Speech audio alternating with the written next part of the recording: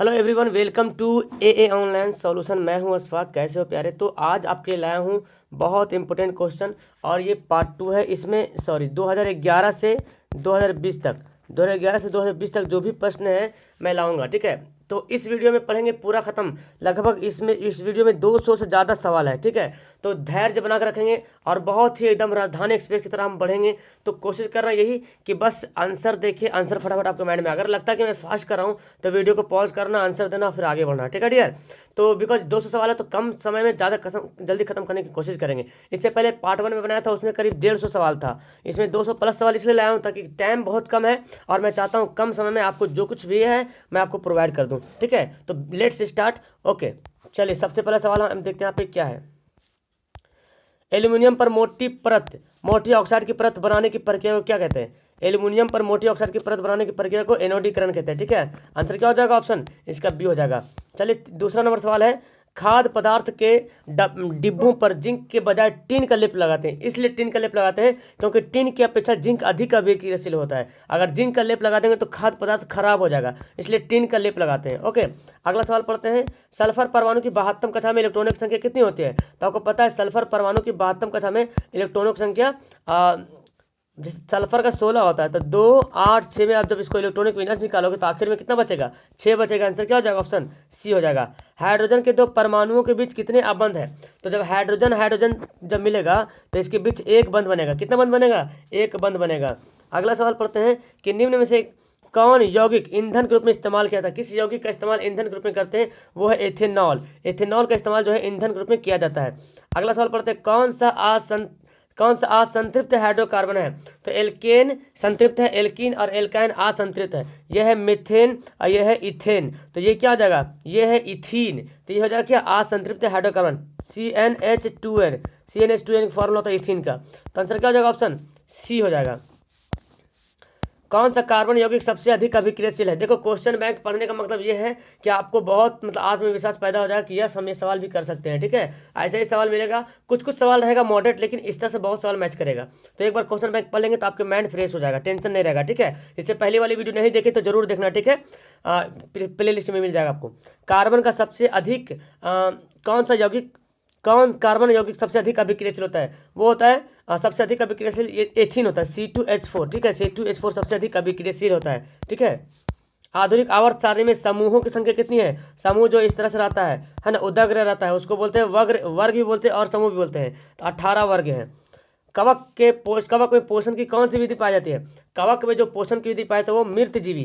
कैसी विधि? मृतजीवी कवक में पोषण की विधि पाई जाती है। पित्तरस कहाँ निर्माण होता है? पित्तरस कहाँ से स्रावित होता है? तो पित्तरस जो यकृत से स्रावित होता है। कहाँ से? पित्तरस जो है यकृत से स्रावित होता है प्यारे। मानव हृदय में कोष्ठों की संख्या तो आपको पता है, मानव हृदय में कितने कोष्ठ है? तो मानव हृदय में कोष्ठों की संख्या 4 है। कितने हैं? 4 है। तो चलिए अगला सवाल पढ़ते हैं। इसका आंसर हो गया 4। मानव हृदय में 4 कोष्ठ हैं। पुष्प का नर जनन अंग कौन है? पुष्प का नर जनन अंग है पुंकेसर। क्या है? पुंकेसर नर जनन अंग है, अज्यांग जो है स्त्री मतलब मादा जनन अंग है। निम्न से कौन मलेरिया परजीवी है? मलेरिया परजीवी इनमें से कौन है? प्लाज्मोडियम। कौन है? प्लाज्मोडियम जो है वो मलेरिया परजीवी है। निम्नलिखित में कौन पुनरुद्ध भवन का उदाहरण है? पुनरुद्ध भवन का उदाहरण कौन है? हाइड्रा क्या है? पुनरुद्ध भवन का उदाहरण है। आंसर क्या हो जाएगा? ऑप्शन ए हो जाएगा। कौन अंतःस्रावी और बहिस्रावी ग्रंथि जैसे कार्य करता है? कौन अंतःस्रावी और बहिस्रावी ग्रंथि जैसे कार्य करता है? वो कौन है? अग्नाशय है, पैंक्रियाज जिसको बोलते हैं, ठीक है। पैंक्रियाज जो अंतःस्रावी और बहिस्रावी दोनों ग्रंथि जैसा कार्य करता है। याद रखना है, सवाल बहुत इंपॉर्टेंट है डियर। निम्न से कौन सा अंग संवेदीग्राही नहीं है? तो पूरा सवाल पढ़ना, एक सवाल मिस्टेक मत करना, नहीं तो फिर दिक्कत हो जाएगा एग्जाम में, ठीक है। आ जाएगा तो कौन सा अंग संवेदीग्राही नहीं है? तो दिमाग जो है वो संवेदीग्राही नहीं है, ठीक है। सेंस ऑर्गन जिसको बोलते हैं, ठीक है। समजात अंग का उदाहरण कौन है?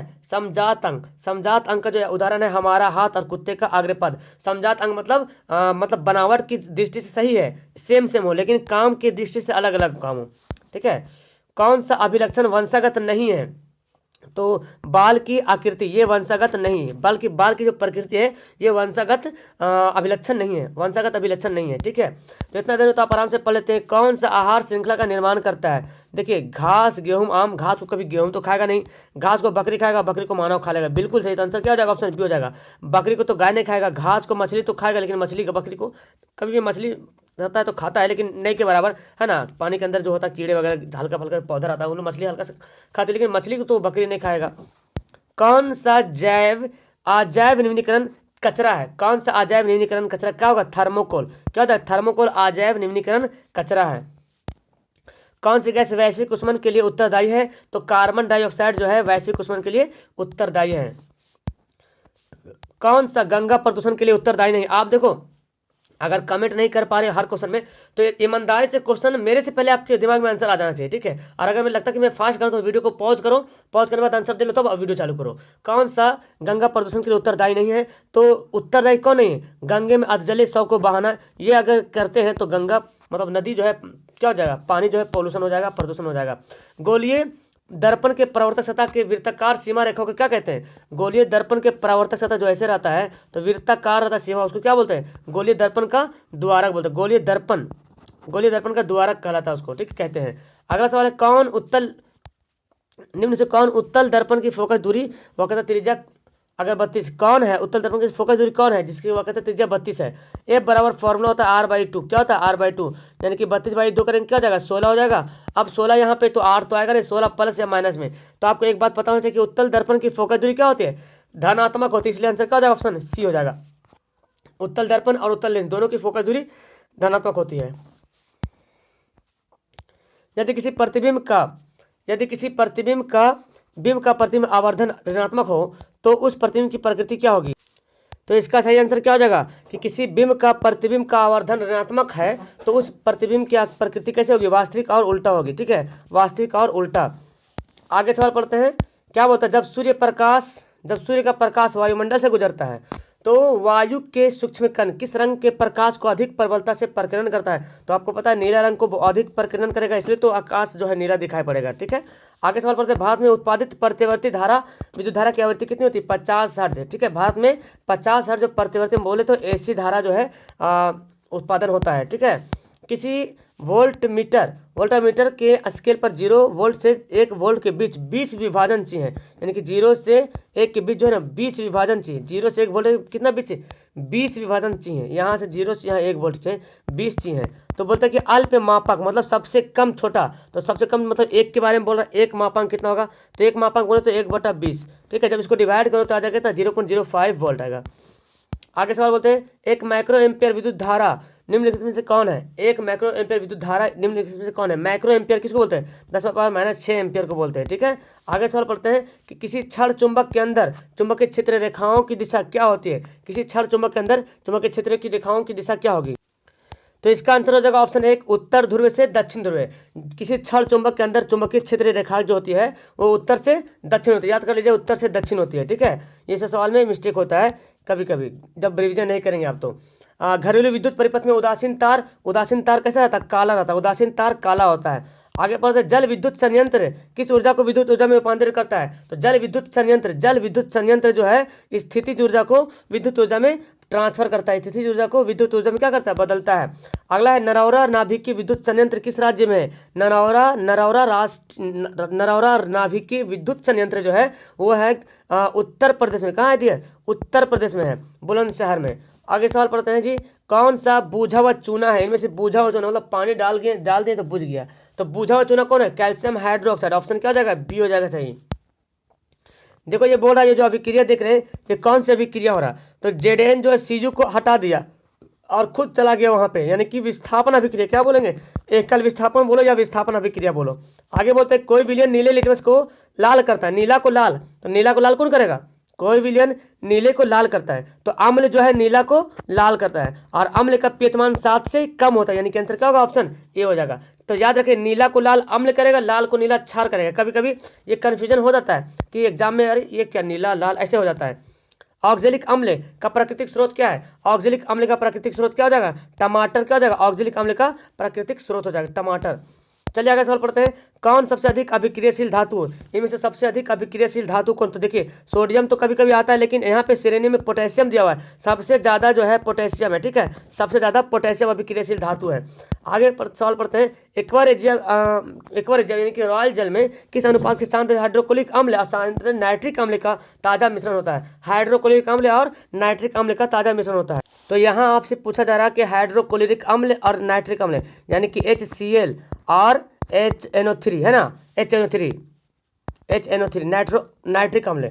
तो HCl और HNO3 नाइट्रिक अम्ल का जो है तो अनुपात क्या होता है? तो याद रखें 3:1, यानी कि इतनी बात याद रखें। अगर देखो शुरू में हाइड्रोक्लोरिक अम्ल पूछा जा रहा तो हाइड्रोक्लोरिक अनुपात 3 होता है, नाइट्रिक अनुपात 1 होता है। अगर पहले नाइट्रिक बोल देगा फिर बाद में हाइड्रोक्लोरिक बोलेगा तो आपको फिर 1:3 करना पड़ेगा, ठीक, उलट जाएगा फिर।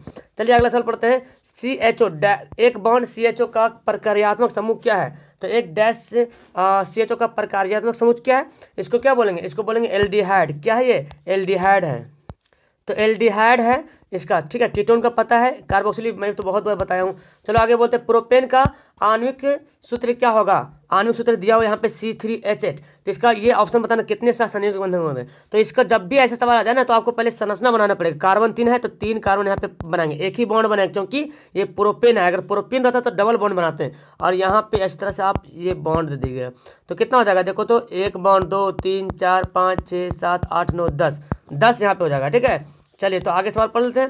आगे बोलता है आधुनिक आवर्त सारणी में बाएं से दाएं ओर जाने पर परमाणु साइज क्या होता है? अगर बाएं से दाएं जाएंगे, ठीक है, ये बाएं से दाएं जा रहे हैं तो परमाणु का साइज क्या होगा? देखो घटेगा। क्या होगा? घटेगा। देखो ये फिगर याद रखो दिमाग में, देखो घट रहा है ना, बाएं से दाएं जाएगा तो क्या होगा? घटेगा। और यही बोलता अगर ऊपर से नीचे आए तो ऊपर से नीचे अगर बोलता तो बढ़ता, ऊपर से नीचे आए तो बढ़ता, देखो बढ़ता। ये फिगर याद रखिएगा, ठीक है। तो फिलहाल इसका आंसर का ऑप्शन सी हो जाएगा।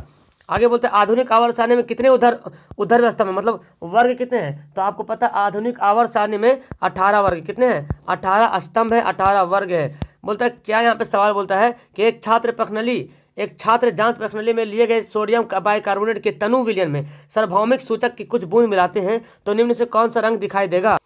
तो इसका आंसर क्या हो जाएगा? इसका सही आंसर होगा ऑप्शन ए नीला, है ना। कैसे दिखाई पड़ेगा? नीला दिखाई पड़ेगा। याद रखें इसका आंसर होगा ऑप्शन ये होगा। जब मैग्नीशियम फीता को जलाया जाता है तो उत्पन्न आग जो होती है, आग की जो लौ होती है वो कैसा होता है? चमकीला उजला होता है। आगे सवाल पढ़ते हैं। जब एक जांच प्रश्नावली में लिए गए विलयन में एक लोहे की कील को डुबा देते हैं तो आधे घंटे बाद यह देखा गया क्या कि रंग परिवर्तन हो गया। और ये जांच पर तो पता चला कि बोला जा रहा है कि जांच प्रश्नावली में पहले से क्या था? विलयन जो था वो कॉपर सल्फेट था। क्या था? कॉपर सल्फेट था। तो कॉपर सल्फेट इसका आंसर हो जाएगा, कॉपर सल्फेट। आगे सवाल पढ़ते हैं। कौन सा यंत्र का उपयोग रक्त दाब मापने के लिए किया था? स्फैग्नोमाइनोमीटर, ठीक है। आंसर क्या हो जाएगा? ऑप्शन सी हो जाएगा। रक्त का कौन सा अवयव घायल स्थान से रक्त के स्राव को मार्ग को रक्त का थक्का बनाने के लिए उपयोग करता है? इसका सहायक करता है वो होता है प्लेटलेट से, ठीक है। अच्छा ये बात मत दिमाग में रखना, भ्रम मत रखना। सर पहली वाली वीडियो से बहुत क्वेश्चन मैच कर रहा, मुश्किल है कि क्वेश्चन मैच करे, चूंकि बहुत मुश्किल से मैं क्वेश्चन को छाटा हूँ। हालांकि 2011 से 2020 में देखा जाए तो बहुत सारा सवाल होता है, लेकिन बहुत क्वेश्चन टैली किया है तो उसको मैं छाट दिया हूँ। अब मैं भी 1-2 क्वेश्चन टैली कर रहा होगा तो कह नहीं सकता हूँ उसके लिए। अप टू ग्रंथि को थायरोक्सिन हार्मोन बनाने के लिए क्या आवश्यक है? अप टू ग्रंथि को थायरोक्सिन हार्मोन बनाने के लिए क्या आवश्यक है? तो उसके लिए आयोडीन की आवश्यकता है। क्या? आयोडीन की आवश्यकता है, आयोडीन की। लेकिन ऑप्शन यहाँ पे नहीं, इसलिए इनमें से कोई नहीं, ठीक है। क्या होगा? इनमें से कोई नहीं। मस्तिष्क का कौन सा शरीर शरीर की स्थिति संतुलन और अनुसरण करने के कार्य करता है? वो होता है अनुमस्तिष्क। कौन होता है? अनुमस्तिष्क होता है जो शरीर की स्थिति तथा संतुलन का अनुरक्षण करता है, अनुमस्तिष्क। अगला सवाल पढ़ते हैं। पादप हार्मोन साइटोकाइनिन सहायक है। तो यहाँ पे जो भी ऑप्शन दिया हुआ है आपको लग रहा है सर ये सवाल तो पढ़ाएं, ये सवाल आया हुआ था कल जो मॉडल सेट पढ़े थे साइंस, उस मॉडल सेट में था। तो अब मैं क्या करूँ यार, मॉडल सेट में तो मैं तो प्रीवियस ईयर क्वेश्चन बता रहा हूँ फिलहाल। तो इनमें से कोई नहीं, ठीक है। ये साइटोकाइन का कोई काम ही नहीं है। वहाँ उस साइटोकाइन का जो रियल काम है वो है द्रव्य कोशिका को विभाजन करना। चलिए, कोशिका द्रव को विभाजन करना। हाइड्रा में प्रजनन की विधि कौन सी है? हाइड्रा में प्रजनन की विधि क्या है? मुकुलन है। आंसर क्या होगा? सी इसका राइट आंसर होगा। पुष्प का कौन सा भाग परागकण बनता है? पुष्प का पुंकेसर जो है होता है क्या बनता है? परागकण बनता है। पुंकेसर जो क्या बनता है? परागकण बनता है। कौन मानव में मादा जनन तंत्र भाग नहीं है? तो अंडाशय तो है ही है, गर्भाशय भी है, डिम्बनी भी है। शुक्रवाहिका ये मादा नहीं बल्कि नर जनन तंत्र का भाग है। वंशागत नियमों का प्रतिपादन किसने किया था? वंशागत नियमों का प्रतिपादन किया था ग्रेगर जॉन मेंडल। किसने किया था? ग्रेगर जॉन मेंडल ने। लिंग गुणसूत्र का युग्म होता है, लिंग गुणसूत्र का होता है एक्स डबल एक्स, है ना, एक्स एक्स, ये होता है स्त्रियों में लिंग गुणसूत्र का युग्म होता है। आगे पढ़ते हैं, मन परीक्षण के लिए हरी पत्ती पर आयोडीन डालते हैं, क्यों डालते हैं? एल्कोहल को डालने, हरी पत्ती पर एल्कोहल आयोडीन डालने से पहले उसको पहले एल्कोहल में उबाला जाता है। क्यों उबाला जाता है? इसलिए कि क्लोरोफिल घुल जाए, है ना, क्लोरोफिल घुलने के लिए। स्लाइड को सबसे पहले कंपाउंड माइक्रोस्कोप से देखा जाता है, कितने? 10 गुना पर से, ठीक है, 10 गुना। आंसर क्या होगा? ऑप्शन बी हो जाएगा। दो तंत्रिका कोशिका के खाली स्थान को क्या कहते हैं? दो तंत्रिका कोशिका के खाली स्थान को सिनेप्स कहते हैं। क्या कहते हैं? सिनेप्स कहते हैं। दंत विशेषज्ञ किस दर्पण का उपयोग करते हैं? तो आपको पता है दंत विशेषज्ञ जो होता है, जो डॉक्टर होता है दांत वाले, वो किस दर्पण का उपयोग करेंगे? तो वो करते हैं अवतल दर्पण का इस्तेमाल कर। किस दर्पण का? देखो यहाँ पे क्या, अवतल दर्पण का इस्तेमाल करते हैं, ठीक है, अवतल दर्पण का इस्तेमाल करते हैं। आगे पढ़ते हैं, कौन सा लेंस अपसारी लेंस कहलाता है? देखो लेंस और अपसारी लेंस, और उधर क्या हो जाएगा? और दर्पण भी होता है, तो अपसारी और अभिसारी एक दूसरे का उल्टा होता है, ठीक है। तो उत्तल दर्पण को अभिसारी, उत्तल दर्पण को अपसारी बोलेंगे, और लेंस में उत्तल लेंस हो जाएगा। क्या हो जाएगा? सॉरी, अवतल लेंस हो जाएगा। अवतल लेंस को बोलेंगे अपसारी लेंस, क्या बोलेंगे? अवतल लेंस को अपसारी बोलेंगे, और उधर उत्तल दर्पण को अपसारी बोलेंगे, ठीक है।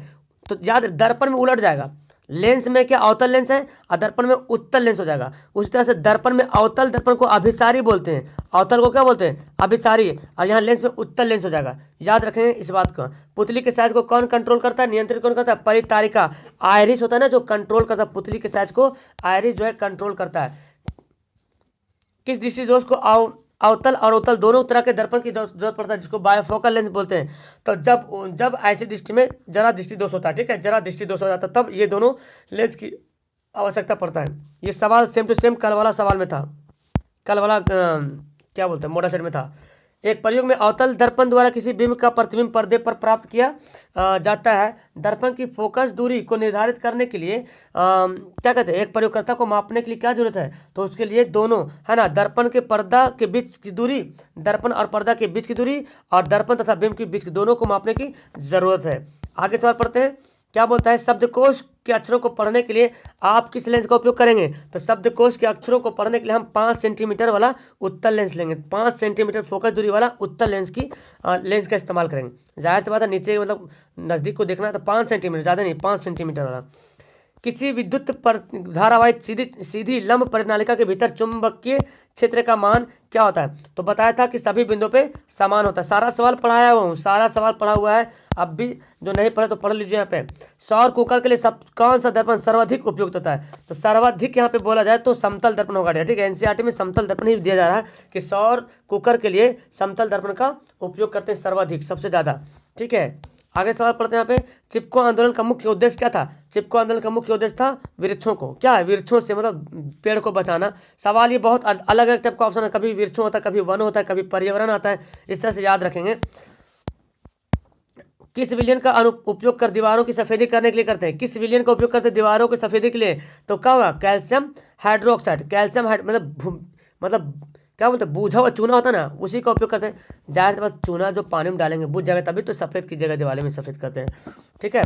देखो ये कौन सा विक्रिया दिख रहा है यहाँ पे देख रहे हैं, सोडियम जो है किसके साथ मिल गया? सोडियम क्लोरीन के साथ जाकर मिल गया, और फिर ये जो देख रहे बेरियम जो है सल्फर के साथ मिल गया। तो यहाँ पे दो चीज़ ट्रांसफर हो रहा है, दो आपस में दो का साझा हो रहा है ना, इसको बोलेंगे द्विविस्थापन। दो यहाँ पे तत्व जो है विस्थापित करा, दो तत्व विस्थापन हो रहा है आपस में, तो इसको द्विविस्थापन अभिक्रिया बोलेंगे। Na2CO3 का जलीय विलयन क्या होता है? Na2CO3 का जलीय विलयन क्या होता है? तो एक बात तो याद रखें कि Na2CO3 ये क्या है? ये है क्षार है, ये क्षारीय है, ठीक है। तो जब क्षार है तो क्षार का pH मान क्या होता है? 7 से अधिक होता है। क्या होता है? सोडियम कार्बोनेट एक क्षारीय है, क्षार का pH मान 7 से अधिक होता है, इसलिए जलीय विलयन क्या हो जाएगा? 7 से अधिक। बॉक्साइट किस महत्वपूर्ण अयस्क किसका? तो बॉक्साइट जो है एल्यूमिनियम का महत्वपूर्ण अयस्क है। अगला सवाल पढ़ते हैं, क्या बोलते हैं देखिए, लोहा एवं इस्पात को जंग से सुरक्षित रखने के लिए किस धातु की पतली परत चढ़ाते हैं? तो उसको क्या होता है? जिंक की पतली परत चढ़ाते हैं। लोहा और इस्पात को जंग से बचाने के लिए जिंक की पतली परत चढ़ाते हैं। किस रासायनिक यौगिक को गर्म करने पर प्लास्टर ऑफ पेरिस प्राप्त किया जाता है? तो जिप्सम को गर्म करेंगे तो 120 डिग्री पर जिप्सम को गर्म करते हैं तो प्लास्टर ऑफ पेरिस प्राप्त होता है। दोनों का सूत्र भी आपको पता होगा। प्रोपेनोन के कार्यात्मक समूह कौन है? प्रोपेनोन। तो कीटोन, कीटोन से बनता है प्रोपेनोन, एथेनोन, मिथेनोन। तो कीटोन हो जाएगा सी, आंसर क्या होगा? ऑप्शन सी हो जाएगा। एसिटिक अम्ल का आयुपेशन नाम क्या है? एसिटिक अम्ल का, तो एसिटिक अम्ल का आयुपेशन नाम है एथेनोइक अम्ल। क्या नाम है? एथेनोइक अम्ल है। और मेथेनोइक जो आयुपेशन नाम जो मेथेनोइक है, इसका साधारण नाम है फॉर्मिक अम्ल है। ठीक है। विद्युत अपघटनी परिष्करण में अशुद्ध धातु को कहाँ रखा जाता है, कहाँ बनाया जाता है? तो यहाँ पे अशुद्ध धातु बोला जा रहा, तो इसके लिए एनोड हो जाएगा। ठीक है। और शुद्ध बोलता तो कैथोड होता। ठीक है, अगर शुद्ध बोलता तो कैथोड होता और अशुद्ध बोला जा रहा तो एनोड हो जाएगा। ठीक है।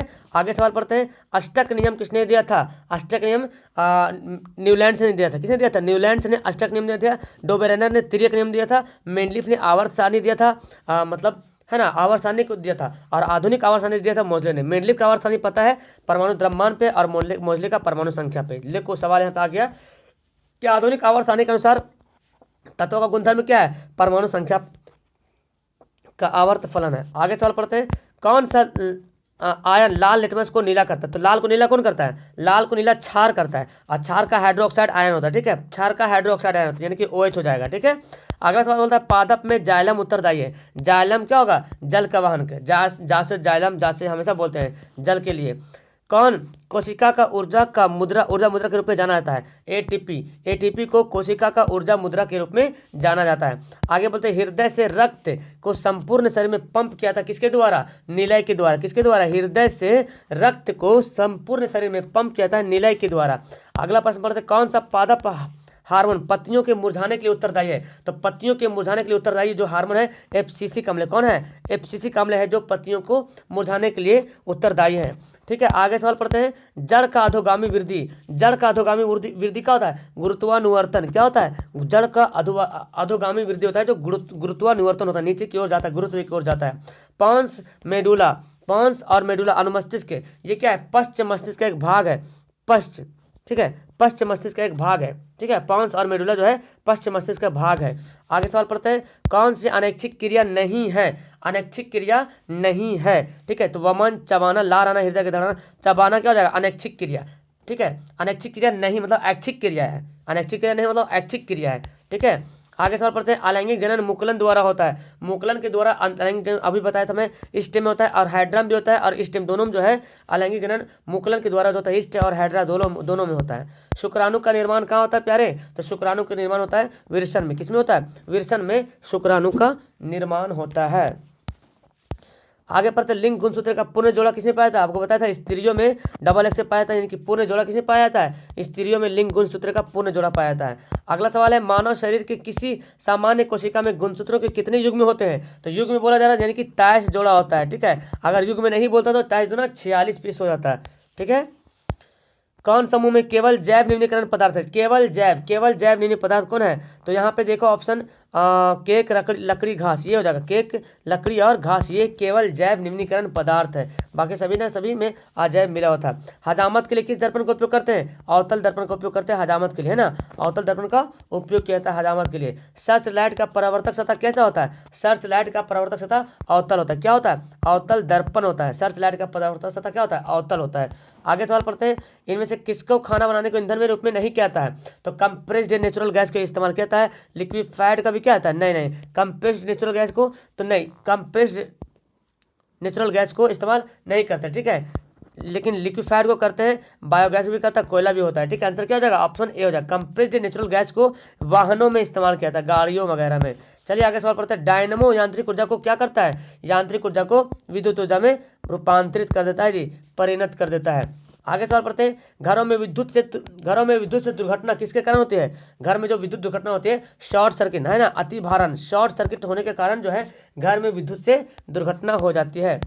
आंख व्यवहार करता है, जो आंख में जो लेंस है वो उत्तल लेंस की तरह, आंख का जो लेंस है वो उत्तल लेंस की तरह व्यवहार करता है आंख। ठीक है। अगला सवाल यहाँ पे है। खड़िया का रासायनिक सूत्र क्या होता है? तो खड़िया का रासायनिक सूत्र क्या होगा?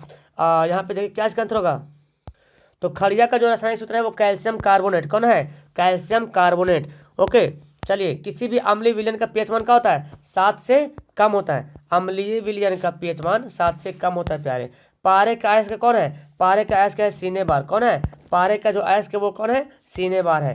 अगला प्रश्न है, एक अनुसूत्र परंतु विभिन्न संरचना सूत्र वाले यौगिक को क्या कहते हैं? अनुसूत्र एक लेकिन संरचना सूत्र अलग अलग, उसको समायवी बोलेंगे। क्या बोलेंगे? समायवी बोलेंगे। आगे बोलते हैं, कौन परबल अम्ल है ना? परबल अम्ल कौन है? तो यहाँ पे देखिए H2SO4 और HCl क्या है? HCl है और HNO3 है।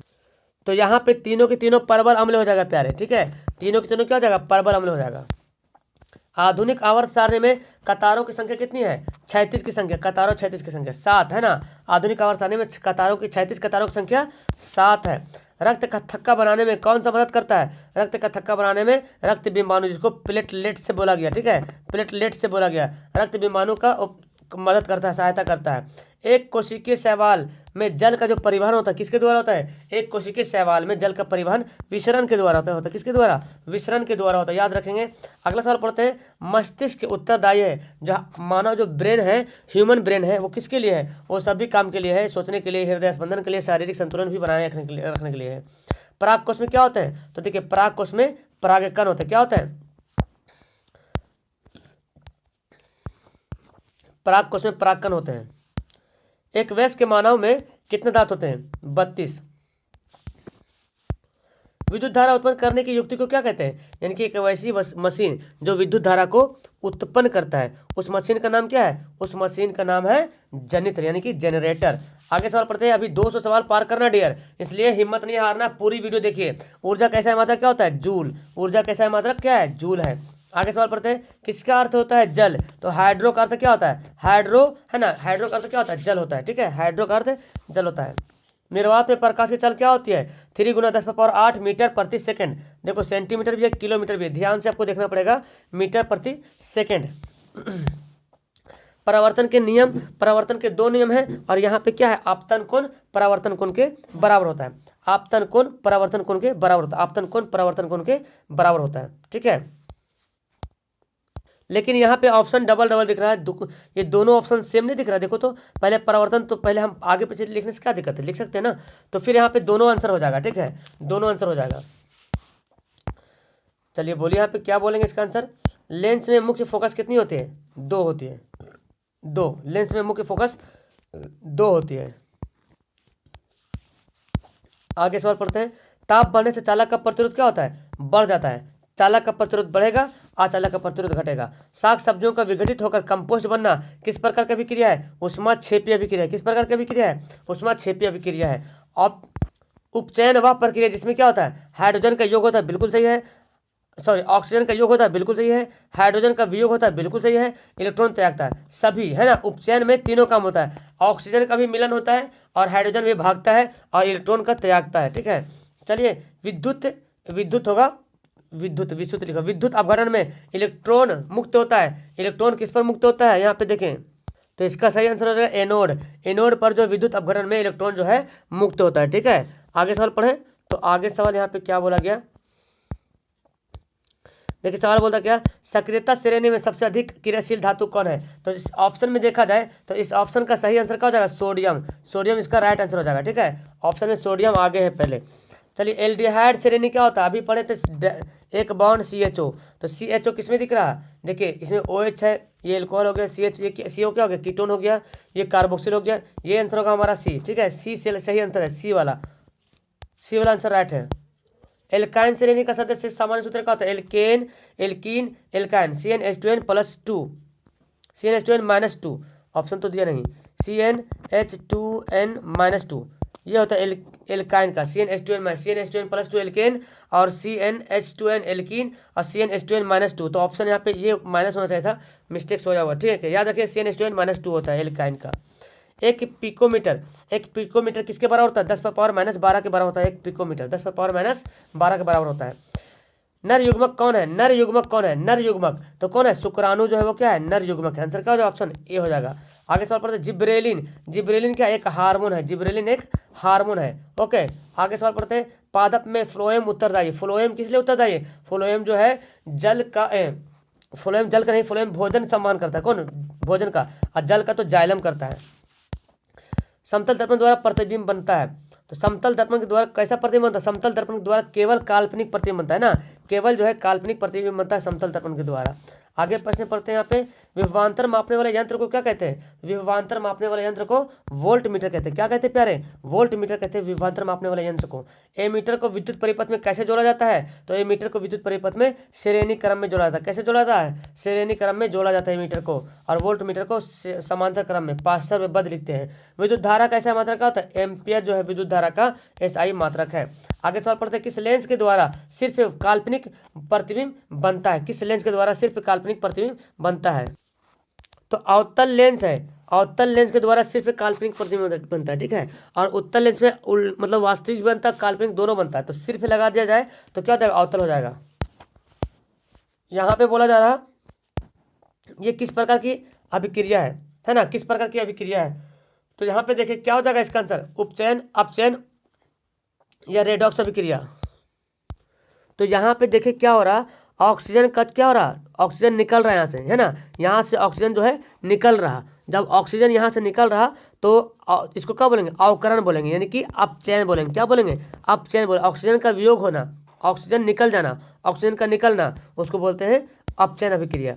इलेक्ट्रॉन के स्थानांतरण से बने यौगिक क्या कहलाते हैं? वैद्युत संयोजी। क्या कहते हैं? इलेक्ट्रॉन के स्थानांतरण से बनेगा उसको बोलेंगे वैद्युत संयोजी। अगला सवाल है, पीतल धातु है, तो पीतल जो है एक मिश्र धातु। क्या है? पिताजी, याद है ना, पिताजी मिश्र धातु है। ओके, कार्बन हाइड्रोजन से के संयोग से क्या बनता है? कार्बन और हाइड्रोजन जब मिलता है तो हाइड्रोकार्बन बनता है ना, कार्बन हाइड्रोजन मिलकर क्या बनता है? हाइड्रोकार्बन बनता है।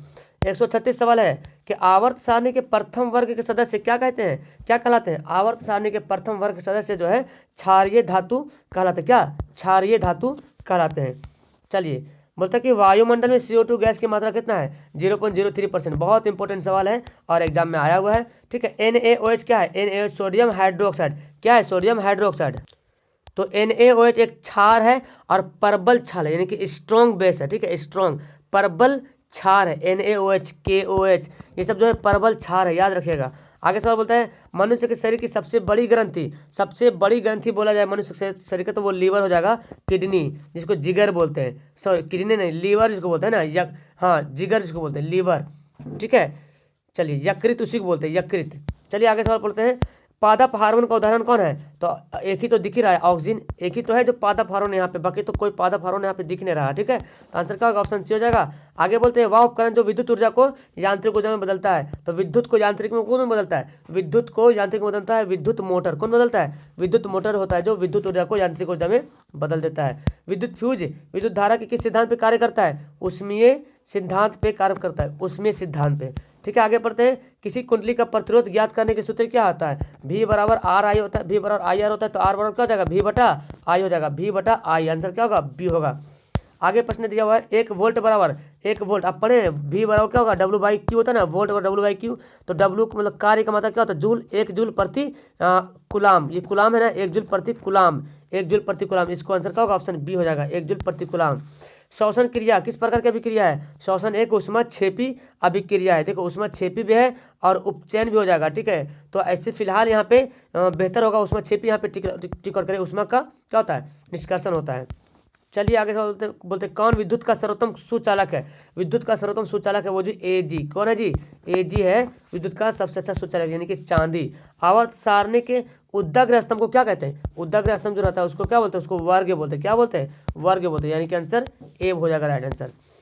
कौन उपधातु है? देखिए सुबीडियम, क्या है? सुबीडियम उपधातु, एंटीमनी जिसको बोलते हैं, और जर्मेनियम है, सिलिकॉन है, बोरॉन है, ये सब क्या है? उपधातु। याद रखना, पुष्पी पौधों में लैंगिक जनन होता है। लैंगिक जनन किसके द्वारा होता है? फूलों के द्वारा।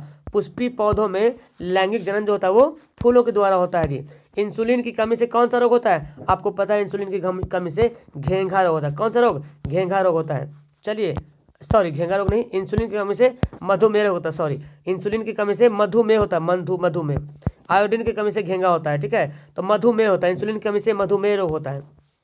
आगे सवाल देखो, यहाँ बनाने वाला सवाल दे दिया कि किसी बल्ब के 220 वोल्ट और 2 एम्पियर की धारा प्रवाहित किया तो फिलामेंट का प्रतिरोध क्या होगा? तो आर बराबर भी पढ़े थे V बटा आई, आई पढ़े थे ना, V बटा आई। भी कितना दिया? 220 वोल्ट 2, तो काटो पेटी करो 110 आ जाएगा, 110 ओम। कितना आ जाएगा? 110 ओम। क्लियर है। आगे बोलता है कि किसी माध्यम के अपवर्तनांक का मान कितना होता है? किसी माध्यम के अपवर्तनांक का मान कितना होता है, साइन आई बटा साइन आई। एक्चुअली ऐसे ऊपर नीचे इसलिए हो रहा है ना क्योंकि ये एक्सेल से मैं पढ़ा रहा हूँ और वर्ड से पढ़ा रहा हूँ, ये पीडीएफ नहीं बन पाई, काफ़ी लंबा क्वेश्चन बन गया ना, इसलिए पीडीएफ नहीं बन पाया। 1 किलोवाट किसके बराबर होता है, 1 किलोवाट घंटा होता है 3.6 × 10⁻6 जूल होता है। आंसर क्या होगा, ऑप्शन बी बिल्कुल सही आंसर हो जाएगा। आगे बोलते हैं सोडियम कार्बोनेट का अणुसूत्र यानी कि फॉर्मूला बताना। सोडियम कार्बोनेट CNA2CO3 क्या है, Na2CO3 सोडियम कार्बोनेट, इसको क्या बोलते हैं, खाने वाला सोडा यानी कि बेकिंग सोडा बोलते हैं, सॉरी धोने वाला सोडा बोलते हैं। सोडियम कार्बोनेट को धोने वाला सोडा बोलते हैं और सोडियम बाइकार्बोनेट को बोलते हैं खाने वाला सोडा, ठीक है, Na2CO3। आगे बोलते हैं इथाइल एल्कोहल का अणुसूत्र क्या होता है, इथाइल एल्कोहल बोले तो एथेनॉल, क्या हो जाएगा, आंसर बी हो जाएगा, आंसर बी हो जाएगा। इथाइल एल्कोहल बोले तो एथेनॉल को बोलते हैं इथाइल एल्कोहल, आंसर क्या होगा, बी होगा। आगे बोलते हैं कौन आयनिक यौगिक है, आयनिक यौगिक कौन है, तो क्या हो जाएगा, इसमें से आयनिक जो यौगिक होगा CHCl3, क्या होगा इसका आंसर, तो इनमें से आयनिक यौगिक क्या हो जाएगा, CaCl2, ऑप्शन सी होगा, ठीक है। आगे सवाल पढ़ते हैं आवर्त सारणी के शून्य समूह का तत्व क्या है, आवर्त सारणी के शून्य समूह के तत्व कौन है इनमें से, तो यानी कि हीलियम क्या है, ये शून्य समूह के तत्व यानी कि आक्रिय गैस के बारे में पूछा जा रहा है आपसे, हीलियम। अगला सवाल पढ़ते हैं मीथेन में कितने सहसंयोजक बंधन होते हैं, CH4 होता है मीथेन का, तो इसको बनाओ CH चारों तरफ बनाओ तो कार्बन कितना हो जाएगा, 4 हो जाएगा, कार्बन के 4 हो जाएगा। कौन अवकारक है, इसमें अवकारक कौन है, हाइड्रोजन क्या है, वो अवकारक है, याद करेगा हाइड्रोजन क्या है, अवकारक है। अगला प्रश्न पढ़ते हैं इथाइल एल्कोहल किस प्रकार के शोषण में सहायक होता है, इथाइल एल्कोहल किस प्रकार के शोषण में सहायक होता है, तो याद रखेंगे इथाइल एल्कोहल जो अवायवीय शोषण के लिए सहायक होता है, ठीक है, आंसर बी होगा। अगला प्रश्न पढ़ते हैं किसमें अलैंगिक जनन मुकुलन के द्वारा होता है, बहुत बार सवाल आ रहा है ये, इष्ट के द्वारा, इष्ट में होता है, इष्ट और हाइड्रा में। ओजोन परत पाई जाती है किसमें, ओजोन परत समताप मंडल में पाई जाती है, और समताप मंडल को स्ट्रेटोस्फीयर क्या बोलते हैं, स्ट्रेटोस्फीयर बोलते हैं समताप मंडल को। आगे सवाल बोलते हैं परागकोश में होता है परागकण, क्या हो जाएगा, परागकोश में क्या होता है, परागकण होता है। ओके, बहुत ही मजेदार का सवाल है, ग्वाइटर रोग अथवा घेंगा किसके कारण पनपता है, आयोडीन के कारण जो है ग्वाइटर रोग या घेंगा हो जाता है, ठीक है। द ऑरिजिन ऑफ स्पीसीज नामक पुस्तक किसने लिखी, तो ये हो जाएगा चार्ल्स डार्विन ने, द ऑरिजिन ऑफ स्पीसीज। अगला सवाल पढ़ते हैं एक बल्ब से 1 मिनट में 120 कूलम आवेश प्रवाहित होती है तो धारा का मान क्या होता है, एक्चुअली फॉर्मूला होता है I = Q/T, क्या होता है, I = Q/T होता है, फॉर्मूला होता है। तो Q का वैल्यू कितना है 120 है और I का वैल्यू कितना है 1 मिनट, मिनट को बदलना पड़ेगा हमको सेकंड में, तो 1 मिनट को 60 से क्या करेंगे, गुना करेंगे तो कितना आ जाएगा, 60 है कम 60 आ जाएगा, यानी कि कितना आ जाएगा 2 एम्पियर, कितना आ जाएगा 2 एम्पियर आ जाएगा।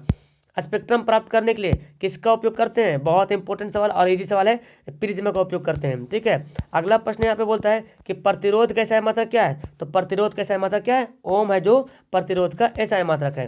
किस उपकरण में धन और ऋण चिन्ह नहीं होता है, किस उपकरण में, तो कुंडली में धन और चिन्ह का ऋण नहीं होता है। सरल सूक्ष्मदर्शी में किसका उपयोग होता है प्यारे, तो सरल सूक्ष्मदर्शी में किसका उपयोग होता है, सरल सूक्ष्मदर्शी में उत्तल लेंस का उपयोग होता है, उत्तल लेंस, कहाँ गया, ऑप्शन तो है नहीं, अच्छा ये दिख रहा उत्तल लेंस, गलती लिखा हुआ है, उत्ताल लिखा हुआ, ठीक है, उत्तल लेंस, ठीक है, उत्तल लेंस का इस्तेमाल करते हैं। नीला थोथा क्या है, कॉपर सल्फेट तो है लेकिन कितना भाग पानी है, तो 5 भाग पानी, ठीक है, याद रखना नीला थोथा जिसको तूतिया बोलते हैं, इसमें 5 भाग पानी होता है, इसका रासायनिक सूत्र का नाम था वो।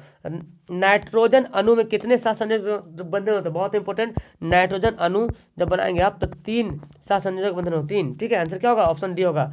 वन संपदा का एक उदाहरण है, इनमें से कौन है जो वन संपदा का उदाहरण है वो कौन है, देखिए तो लकड़ी ही तो होगा, है ना, चूंकि मिट्टी तो होगा नहीं, तांबा, तो लकड़ी होगा जो वन संपदा का उदाहरण है। चीनी का सूत्र देखो, बहुत अच्छा सवाल है, C12H22O11, C12H22O11, ये चीनी का रासायनिक सूत्र हो गया। सोडियम कार्बोनेट के जलीय विलयन को मिथाइल ऑरेंज के साथ मिलाने पर घोल का रंग क्या होता है, बदल जाता है, तो परिवर्तित हो जाता है, वो कैसा रंग हो जाता है, ओके। तो सोडियम कार्बोनेट के जलीय विलयन के घोल में मिथाइल ऑरेंज जब डालेंगे तो पीला रंग हो जाएगा, कैसा हो जाएगा, पीला रंग हो जाएगा, ऑप्शन ए सही होगा, ठीक है। अगला प्रश्न पढ़ते हैं खुला परिसंचरण तंत्र किसमें पाया जाता है, कॉकरोच में खुला परिसंचरण तंत्र पाया जाता है। अगला है यूरो 11 का संबंध किससे है, यूरो 11 का संबंध है वायु प्रदूषण से, किससे, वायु प्रदूषण से यूरो 11 का संबंध है। कौन जैव अनिम्नीकरणीय पदार्थ है, कौन जैव अनिम्नीकरणीय पदार्थ है, ओके, तो DDT जो है वो जैव अनिम्नीकरणीय पदार्थ है, ठीक है। अगला प्रश्न पढ़ते प्यारे, क्या बोलता है कि विभवांतर, यहाँ पे प्रतिरोध का फॉर्मूला बोला, चालक के छोरों के बीच विभवांतर भी, तो प्रतिरोध का फॉर्मूला बोला, तो भी बराबर क्या होता है, आर बराबर क्या होता है, भी बटे आई, है ना, ये ना होता है भी बटा आई, चूँकि आई बराबर भी आर होता है, भी बराबर आई आर होता है, तो बी बराबर आई होगा तो बी बटा आर बराबर क्या होता है, भी बटा आई हो जाएगा, आंसर ये सी हो जाएगा।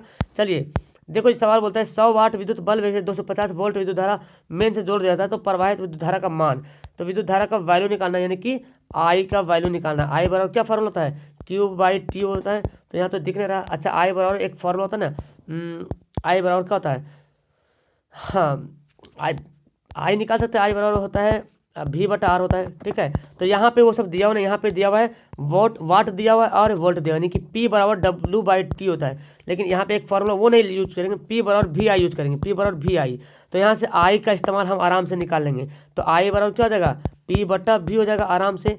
पी कितना दिया हुआ, 100 वाट दिया हुआ और भी दिया हुआ 250, तो काटा पीटी करो कितना आ जाएगा, 5 दूना 5 पचे, है ना, तो 20/5 जब इसको काटोगे तो 0.4, 5 चौक 20, है ना, 0.4 एम्पियर हो जाएगा, ठीक है। चलिए जब किसी चालक तार से विद्युत धारा प्रवाहित होती है तो गतिशील जो कण होता है वो क्या होता है, इलेक्ट्रॉन के कारण ही जो है, इलेक्ट्रॉन के कारण ही जो है क्या होता है, विद्युत धारा प्रवाहित होती है, ठीक है। जीव द्रव्यमान ऊर्जा का उदाहरण कौन नहीं है, जीव द्रव्यमान ऊर्जा का उदाहरण कौन नहीं है, तो हो जाएगा नाभिकीय ऊर्जा। कौन हो जाएगा, नाभिक ऊर्जा जो है जीव द्रव्यमान ऊर्जा का उदाहरण नहीं है, ठीक है। तो इसका आंसर क्या हो जाएगा, नाभिकीय ऊर्जा। अगला प्रश्न बोलते हैं पवन विद्युत जनित्र में पवन की चाल कम से कम कितनी होनी चाहिए, 15 किलोमीटर प्रति घंटा। बहुत बार पढ़ चुके, 15 किलोमीटर प्रति घंटा। 200 का टारगेट पूरा पार करना, तभी यहाँ से जाना, हिलना मत, ठीक है। कौन सा उत्पाद लेड नाइट्रेट को गर्म करने पर प्राप्त होता है, जब लेड नाइट्रेट को आप गर्म करोगे, है ना, जब लेड नाइट्रेट को यहाँ पे गर्म किया जाता है तो पता क्या होता है, इसका आंसर होगा NO2 और O2, क्या हो जाएगा, NO2 और O2 हो जाएगा, यानी कि नाइट्रस ऑक्साइड और ऑक्सीजन दोनों होता है। ये कल आपको कल मैं पढ़ा था ना, कल मॉडल सेट में था सवाल, लेकिन ये हिंदी में लिखा होता ऑक्सीजन और नाइट्रस ऑक्साइड। तो मैं बता रहा था PbNO3 तो लेड नाइट्रेट PbNO3, जब इसको आप गर्म करोगे तो नाइट्रस ऑक्साइड भी निकलेगा और O2 भी निकलेगा, ठीक है। देखिए ये सवाल बोलता है सोडियम क्लोराइड के जलीय विलयन से विद्युत धारा प्रवाहित करने पर वियोजित होकर सोडियम हाइड्रोक्साइड बनता है, इस अभिक्रिया को क्या बोलेंगे। तो ये वियोजित बोला, क्या बोला जरा, सोडियम क्लोराइड से जब बोला कि जलीय विलयन की विद्युत धारा प्रवाहित करने पर या वियोजित होकर सोडियम हाइड्रोक्साइड बनता है, इस अभिक्रिया को क्या बोलेंगे। तो इस अभिक्रिया को क्या बोलेंगे, बहुत हल्का यहाँ पे सवाल, क्लोरो क्षार अभिक्रिया बोलेंगे, क्या बोलेंगे, क्लोर क्षार अभिक्रिया बोलेंगे, इसको याद करिएगा। कौन सा सही है, तो देखो वही सवाल यहाँ पे देखें, ये धोने वाला सोडा का यहाँ पे दिया हुआ सूत्र है, ठीक है, धोने वाला सोडा का, तो सोडियम कार्बोनेट होता है इंटू 10:2, सोडियम कार्बोनेट इंटू 10:2 होता है, ठीक है। चूहे चाकू से किसे काटा जाता है, चाकू से कौन सा तत्व है जिसको, धातु है जिसको चाकू से काटा जा सकता है, लिथियम। कौन है, लिथियम है जिसको चाकू से काटा जा सकता है। हाइड्रोकार्बन में 3 आबंध होते हैं, किसमें होते हैं, एथाइन में होता है, किसमें होता है, एथाइन में, यानी कि ऐसे क्या होता है, एल्काइन में होता है। ये तो मेथेन है तो होगा नहीं, ये एथेन में तो होगा नहीं, और ये क्या है, एथीन, ये क्या है देखते हैं यहाँ पे, तो अच्छा ये देखते हैं क्या है, ये किसका सूत्र बना, C3, और यहाँ पे अगर 3 दूना 6 में से 2 घटेगा, तो बिल्कुल आंसर होगा हमारा सी आंसर होगा, ठीक है। ये तो होगा नहीं क्योंकि ये क्या है, ये है एथीन है, 3 दूना 6 एथेन है, प्रोपेन है, सॉरी प्रोपेन है, क्या है, ये प्रोपेन है, ये एथेन है, मिथेन है, प्रोपेन है, तो ये क्या हो जाएगा, ये है प्रोपाइन है, क्या है, ये प्रोपाइन। आंसर क्या हो जाएगा, ऑप्शन सी हो जाएगा, CnH2n-2, तो यहाँ पे 3 हो रहा ना, तो C3H, और 3 दूना 6 में से 2 घटेगा तो क्या हो जाएगा, 4 हो जाएगा, आंसर सी हो जाएगा। प्राकृतिक में पृथ्वी पर ऊर्जा का मुख्य स्रोत क्या है, सूर्य है।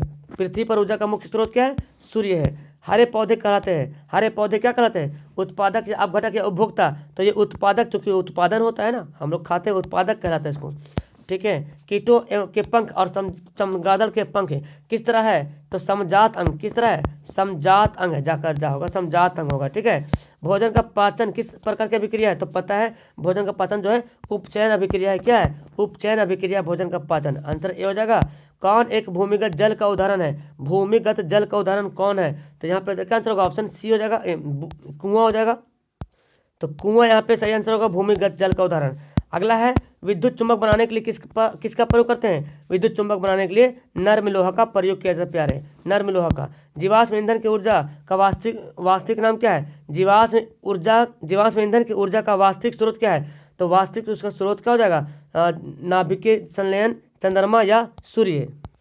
तो यहाँ पे जीवाश्म ईंधन के बारे में बोला जा रहा है। तो जीवाश्म ईंधन देखे तो ये नाभिकीय संलयन तो जीवाश्म ईंधन है नहीं, चंद्रमा तो जीवाश्म ईंधन है नहीं, सूर्य तो है नहीं, कोयला पेट्रोलियम रहता तो हो जाता आंसर। तो इनमें से कोई नहीं हो जाएगा फिर, ठीक है। अगला बोलता है विद्युत चुंबकीय प्रेरण की खोज किसने की? विद्युत चुंबकीय प्रेरण की बात आ गई तो क्या हो जाएगा? फैराडे ने। किसने? फैराडे ने। और अगर आ जाता ये कि विद्युत चुंबकीय क्या था प्रभाव, तो ऑस्टेड करेंगे, ठीक है, ऑस्टेड। चलिए अगला बोलते हैं जो नेत्र निकट की वस्तु को साफ साफ नहीं देख सकता है। तो जब निकट को साफ साफ नहीं देखेगा मतलब कि दूर को साफ, तो जो नहीं दिख रहा, निकट को साफ नहीं दिख रहा लेकिन दूर का तो दिख रहा है, तो उसको दूर दृष्टि दोष क्या बोलेंगे? दूर दृष्टि दोष। जो दिखेगा वही दोष उसका हो जाएगा। ये कौन सा विक्रिया यहाँ पे? एक बड़ा सा यौगिक है टूट रहा, तो ये क्या हो रहा है? वियोजन हो रहा। कौन सा विक्रिया हो रहा? वियोजन अभिक्रिया हो रहा है यहाँ पे।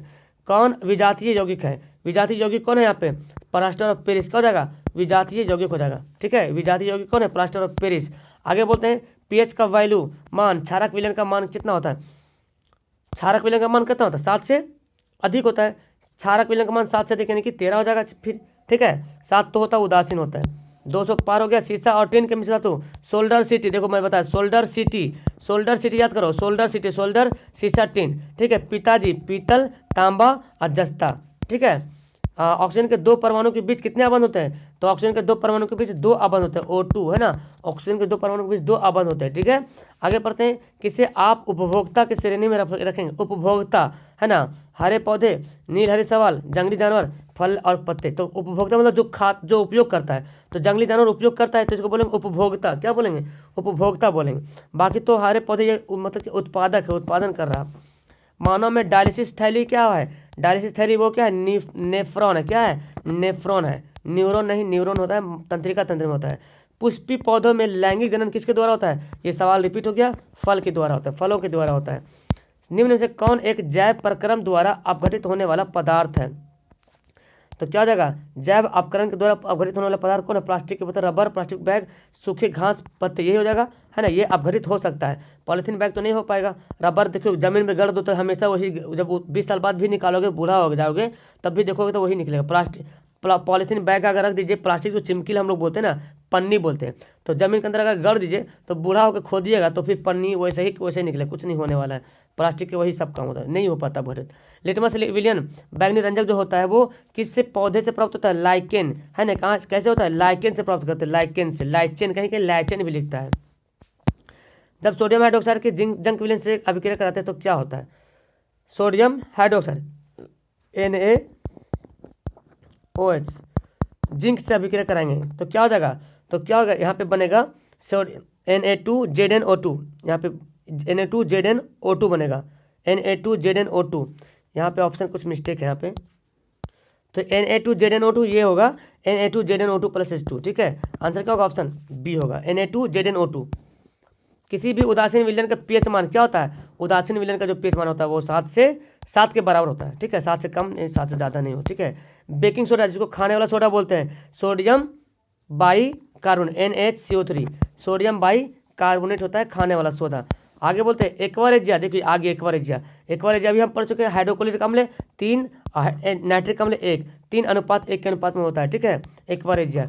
आगे बोलते हैं प्रकाश संश्लेषण क्रिया में ऑक्सीजन बाहर निकलता है। ऑक्सीजन जो बाहर निकल जल से, ग्लूकोज, कार्बन डाइऑक्साइड से, यदि तो प्रकाश संश्लेषण में जो ऑक्सीजन बाहर निकलता है वो जल से निकलता है। कहाँ से निकलता है? जल से बाहर निकलता है, ठीक है। आंसर क्या होगा? ऑप्शन ए हो जाएगा। मैग्नीशियम पाया जाता है, मैग्नीशियम किसमें पाया जाता है? क्लोरोफिल में पाया जाता है, क्लोरोफिल में मैग्नीशियम पाया जाता है। और लाल रक्त कण में मैग्नीशियम नहीं बल्कि लोहा पाया जाता है। द्विखंडन किसमें होता है? अमीबा में। क्या होता है? द्विखंडन होता है। अमीबा में क्या होता है? द्विखंडन होता है। सॉरी डियर, इसका आंसर सब भी हो जाएगा। द्विखंडन अमीबम भी होता है, पैरामीशियम भी होता है, अलिस्मैनियम भी होता है, ठीक है। आंसर क्या होगा इसका? सभी, इनमें से सभी में द्विखंडन होता है, ठीक है। फूल में नर जनन अंग होता है, फूल में नर जनन अंग क्या होता है? पुंकेसर होता है, पढ़ाए थे अभी, पुंकेसर होता है नर जनन अंग। चलिए, अंडाणु निषेचित होता है, अंडाणु निषेचित होता है किसमें? अंडाणु निषेचित होता है फाइलोपियन नलिका में। आंसर क्या होगा? ऑप्शन सी हो जाएगा। तो आंसर सी इसका हो गया सही। चलिए अगला सवाल पढ़ते हैं। अवतल लेंस में आवर्धन बराबर क्या होता है? V/U फॉर्मूला होता है, ठीक है। आवर्धन का फॉर्मूला क्या होता है? V/U यानी कि इसका आंसर क्या हो जाएगा, V/U, आंसर डी हो जाएगा। ठीक है, चलिए अगला सवाल पढ़ते हैं। गोलीय दर्पण में फोकसांतर और वक्रता त्रिज्या की संबंध क्या है, F = R/2, ये नहीं संबंध है, F = R/2, आंसर क्या हो जाएगा, ऑप्शन सी हो जाएगा, F = R/2। विद्युत शक्ति का मात्रक क्या है, विद्युत शक्ति का मात्रक वाट है, क्या है, वाट है। ओके, विद्युत बल्ब का तंतु बना होता है किसका, टंगस्टन का बना होता है। ये बल्ब नहीं जो हम लोग देख रहे हैं अभी, वो पीला वाला लाइट जो देखते थे। नाभिकीय ऊर्जा प्राप्त करने के लिए आवश्यक क्या है, यूरेनियम, क्या जरूरी है, नाभिकीय ऊर्जा के लिए यूरेनियम की आवश्यकता पड़ती है। ग्लोबल वार्मिंग के लिए उत्तरदायी गैस जिसको बोलते हैं वैश्विक ऊष्मन, कार्बन डाइऑक्साइड। सवाल आएगा तो छोड़ना मत DRA। तो बोलते क्या, विकासीय दृष्टिकोण से हमारी किससे सबसे अधिक समानता मिलती है, तो इसका आंसर होगा ऑप्शन ए, चीन के विद्यार्थी। विकासीय दृष्टि से हमारी सबसे अधिक जो किससे अधिक समानता है, तो चीन के विद्यार्थी से अधिक समानता है। अगला सवाल पढ़ते हैं। पायरुवेट विखंडन से कार्बन डाइऑक्साइड जल और ऊर्जा के रूप में और किस रूप में मुक्त होता है, तो यहाँ पे देखिए क्या होता है, पायरुवेट विखंडन से कार्बन डाइऑक्साइड जल और ऊर्जा देता है, यह क्रिया होती है किसमें, तो इसका आंसर हो जाएगा माइटोकॉन्ड्रिया, क्या हो जाएगा, माइटोकॉन्ड्रिया हो जाएगा। अगला प्रश्न पढ़ते हैं। कौन सा पदार्थ लेंस बनाने के उपयोग नहीं किया जाता है, तो मिट्टी का इस्तेमाल क्या है को करेंगे लेंस बनाने में। चलिए आगे पता चला कि क्या बोला जाए कि किसी बिंब का वास्तविक प्रतिबिंब, एक मिनट, किसी बिंब का वास्तविक प्रतिबिंब समान आकार का प्राप्त करने के लिए बिंब को उत्तल लेंस किसी बिंब का वास्तविक आकृति प्राप्त समान वास्तविक प्रतिबिंब समान आकार का प्राप्त करने के लिए बिंब को उत्तल लेंस के सामने कहाँ रखेंगे। ठीक है, तो 266 का जो आंसर होगा क्या हो जाएगा, आंसर हो जाएगा वक्रता केंद्र पे। समान आकार पर रखने के लिए हमको क्या वक्रता केंद्र पे रखना पड़ेगा। क्लियर है। सामान्य दृष्टि से वयस्क के लिए स्वदर्शन स्पष्ट न्यूनतम दूरी तो 25 सेंटीमीटर, न्यूनतम दूरी बोले तो 25 सेंटीमीटर। अगला बोलता है लोहे की परमाणु संख्या कितनी होती है, 26। लोहे की परमाणु संख्या 26 होती है। बस खत्म होने वाला वीडियो बहुत जल्दी। कोई विलेन का लाल लिटमस का नीला करता है, लाल को नीला कौन करता है, लाल को नीला क्षार करता है, मतलब 7 से अधिक होना चाहिए। लाल को नीला क्या पेचमान, कोई विलेन लाल को नीला करता है तो उसका पेचमान का 7 से अधिक, 7 से अधिक तो बहुत सारे यहाँ पे दिख रहा, तो यहाँ पे ऑप्शन मिस्टेक है। लाल से नीला तो क्षार करता है और क्षार का पेचमान का था 7 से अधिक, तो 7 से अधिक देखो यहाँ पे 3 ऑप्शन दिख रहा है। ठीक है, याद रखें 7 से अधिक होता है, 7 से अधिक यहाँ पे ये भी हो जाएगा, ये भी सब हो जाएगा आंसर 5 को छोड़ के। कौन लिखा हुआ है, कौन, ठीक है, जैव मात्रा ऊर्जा स्रोत का उदाहरण नहीं है। कौन जो है जैव मात्रा ऊर्जा का स्रोत नहीं, तो लकड़ी गोबर गैस है, नाभिकीय ऊर्जा नहीं है। ठीक है, नाभिकीय ऊर्जा नहीं है। कोई तत्व ऑक्सीजन के साथ अभिक्रिया कर उस गलनांक वाले यौगिक निर्माण करती है।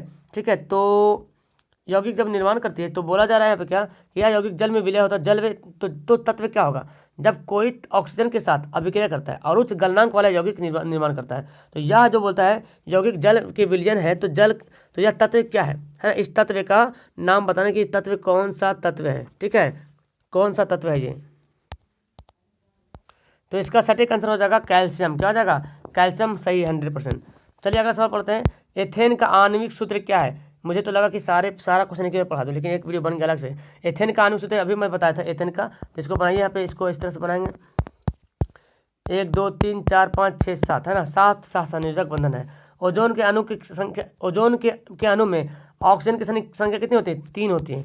ठीक है, डायनेमो से किस प्रकार की धारा प्राप्त होती है, डायनेमो से किस प्रकार की धारा प्राप्त होती है, वही होता है डायनेमो से दोनों है ना, दिष्ट धारा और प्रत्युत धारा दोनों प्राप्त होती है। डेंगू उत्पन्न करने वाला मच्छर किस प्रकार के जल में वो रहता है, तो साफ जल होता है ना, साफ जल में डेंगू उत्पन्न करने वाला मच्छर पैदा होता है। कृत्रिम वृक्क अपशिष्ट उत्पादों को रुधिर से अपवहन द्वारा पृथक किया जाता है, तो क्या होता है कृत्रिम वृक्क किन अपशिष्ट